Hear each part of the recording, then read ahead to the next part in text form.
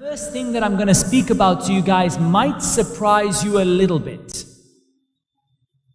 Because when you think of reconciliation, what do you think of? You think of reconciliation between yourself and your wife, between yourself and your estranged family members, you know, the people, the relatives that you don't speak to. But the very first reconciliation that the Qur'an encourages us to have, and indeed those people who commentate on the Qur'an speak about, is reconciling what is between you and between Allah.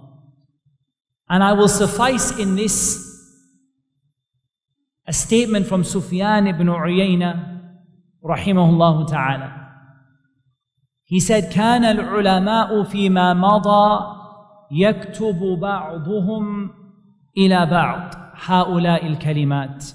The scholars of the past, they used to write these words to one another. They used to write to one another, من أصلح سريرته أصلح الله علانيته ومن أصلح ما بينه وبين الله أصلح الله ما بينه وبين الناس ومن عمل لآخرته كفاه الله أمر دنيا.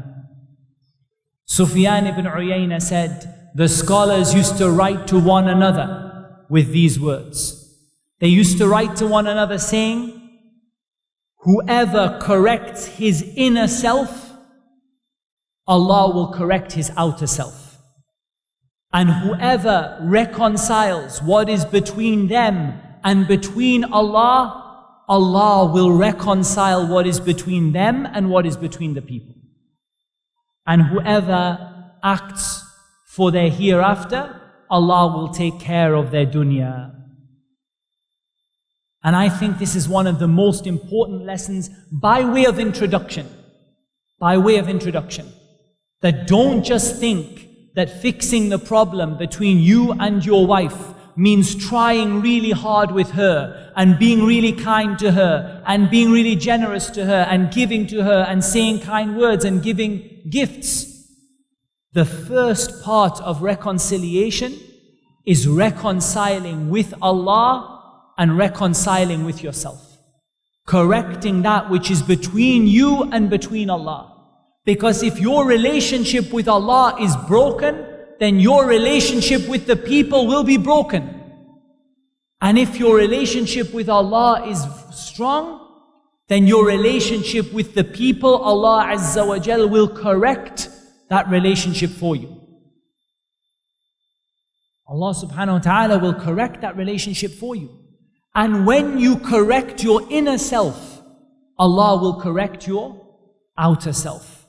So reconciling what is between you and Allah, making things right between you and Allah, islah between you and Allah, and then islahun nafs, correcting yourself, correcting your soul, taking your own heart to account. Repentance we spoke about yesterday. For me, this is absolutely essential, and I personally believe this is one of the biggest barriers to reconciliation in families in the Muslim world, is that people forget that to make things right between people, you have to make things right with Allah. And to make things right between people, you have to make things right with yourself.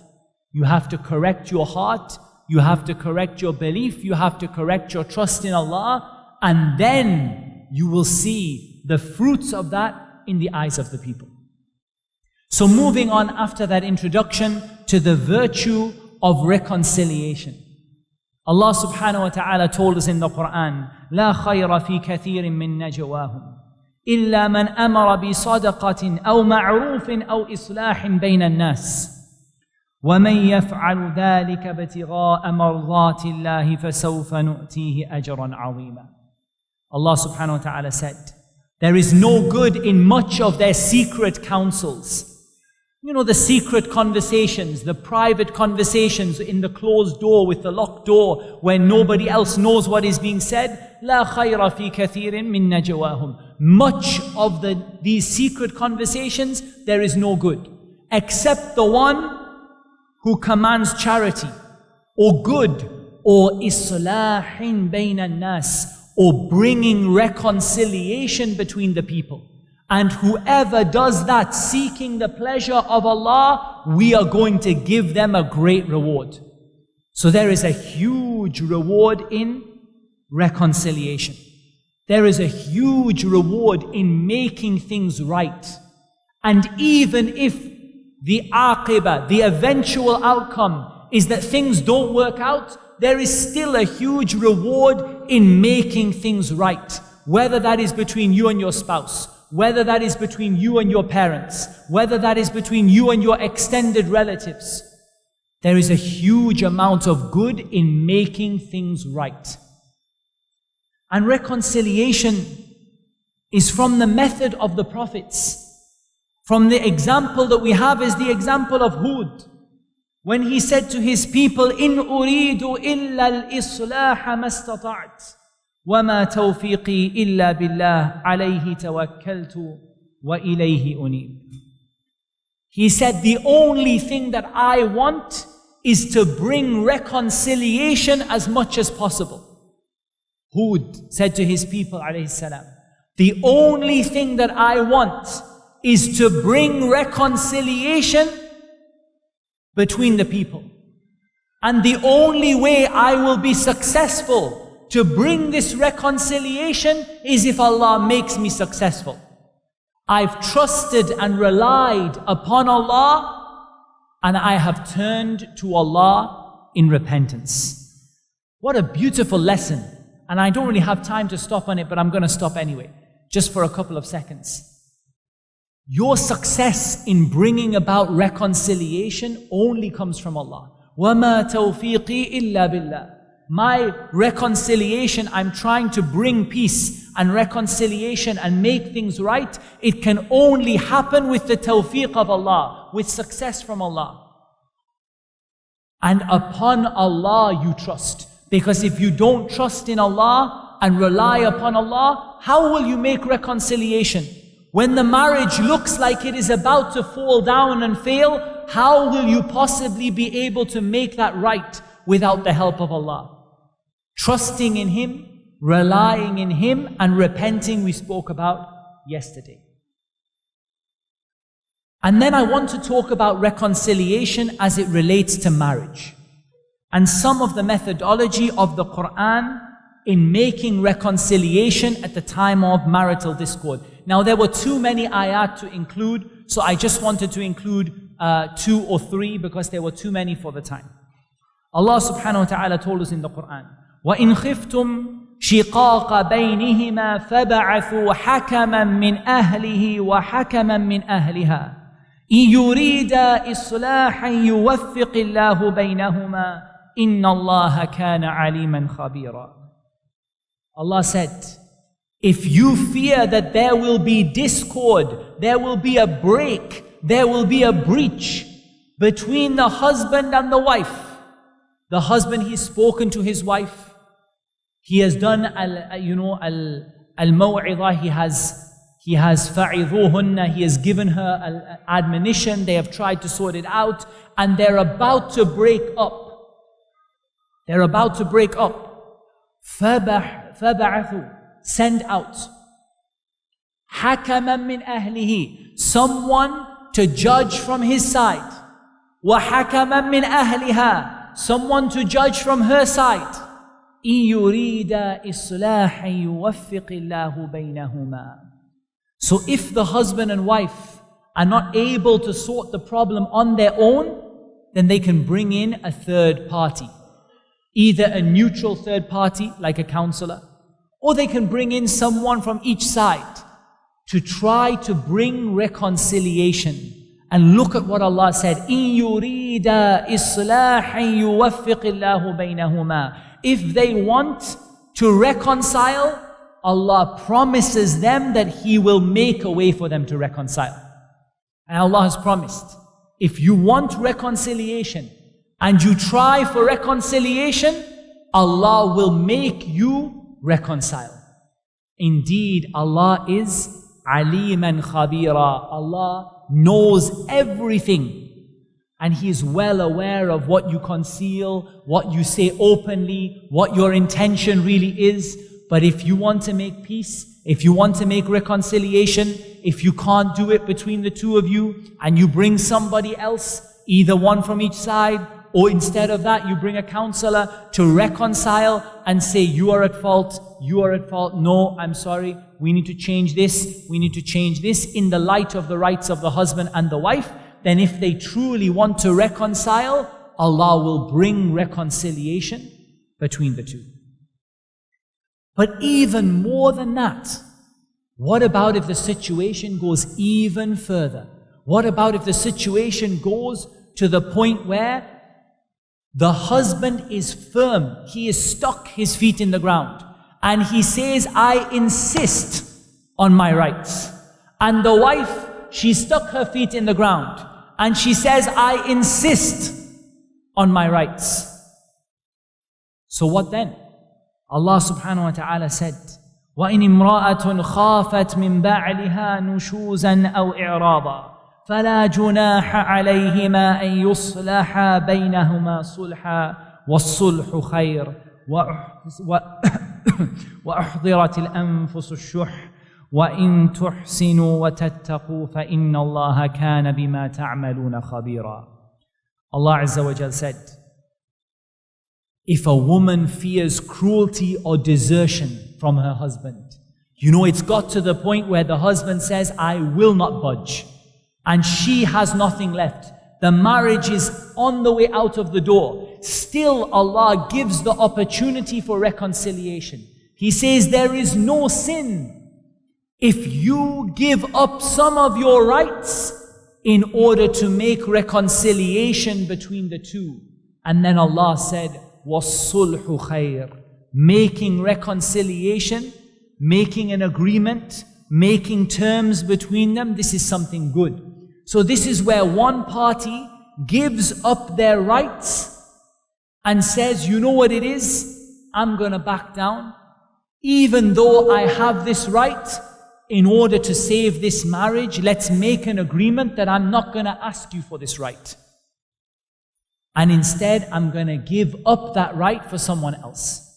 Like one of the wives of the Prophet sallallahu alaihi wasallam radiyallahu anha, when she gave up her night to Aisha radiyallahu ta'ala anha, for the sake of this, I fear that maybe, she was getting older and she felt that maybe the Prophet sallallahu alaihi wasallam would perhaps find difficulty with that and with her being his wife. So she made reconciliation. She said, I know I have the right for you to come every day or on the night, according to my nights. But instead of that, I'm going to let Aisha take my turn instead. وَالصُّلْحُ خَيْرٌ. And making reconciliation and making terms, making an agreement is something good. And if you do good and you keep away from evil, then Allah knows and is well acquainted with everything that you do. What about if it goes further than that? What about if the couple divorce and the husband says to the wife, you are out of here, you're divorced. Even in this, if they follow the sunnah of the iddah period, and the wife staying with the husband, what did Allah Azza wa Jal say? لَعَلَّ اللَّهَ يُحْدِثُ بَعْدَ ذَلِكَ أَمْرًا. Maybe Allah will bring about a reconciliation even after divorce. But shall I tell you when this doesn't work? It doesn't work when the people make talaq in opposition to the sunnah of the Prophet ﷺ. So the man, he says, taliqa, taliqa, taliqa. You are divorced, divorced, divorced. Then there is a mushkil now. Because he opposed the sunnah. And he went for an innovation in his talaq. And so what happened is he robbed himself and his family of the chance for reconciliation. He stopped the chance to make things right. Allah Azza wa Jal told him to wait. When does he wait? He waits until they have not been intimate, until she is not on her monthly cycle. He says, you are divorced. One time. She stays with him for how many? 3 menstrual cycles, 1 month, 2 months, 3 months, or however long it takes, 4 months or 3 months, however long it takes. All of this time there is a chance for what? A chance for reconciliation. A chance, لَعَلَّ اللَّهَ يُحْدِثُ بَعْدَ ذَلِكَ أَمْرًا. More than that, Allah Azza wa Jal said it is better for them to reconcile. Allah subhanahu wa ta'ala said, وَبُعُولَتُهُنَّ أَحَقُّ بِرَدِّهِنَّ فِي ذَلِكَ إِنْ أَرَادُوا إِصْلَاحًا. Their husbands have the most right in this for them to reconcile if it is reconciliation that they want.